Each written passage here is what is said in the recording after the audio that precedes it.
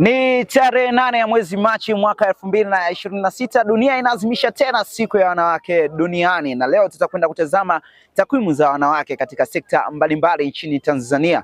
Na kwanza kabisa tutaanza na sekta ya uongozi na siasa. Neema Kajange anatujuza zaidi. Sekta ya siasa na uongozi nchini Tanzania, ushiriki wa wanawake katika bunge umeongezeka kupitia viti maalum na majimbo ya kuchaguliwa.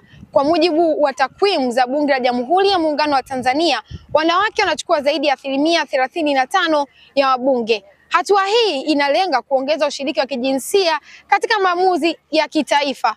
Over studio. Na katika sekta ya elimu, Abudi Azali ana taarifa kamili.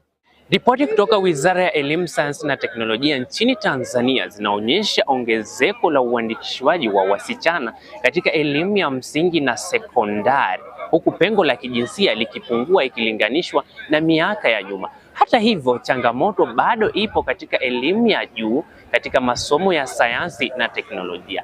Over studio. Pia katika sekta ya afya, Nasra Miringo ana habari zaidi. Kwa mujibu wa Wizara ya Afya Tanzania, vifo vya wajawazito vimepungua kwa miaka ya hivi karibuni. Hii ni kutokana na maboresho ya huduma ya afya ya uzazi, ingawa bado juhudi zinahitajika hasa maeneo ya vijijini. Over studio. Nako katika sekta ya uchumi na ajira, Lawrence Jeremia anatujuza zaidi.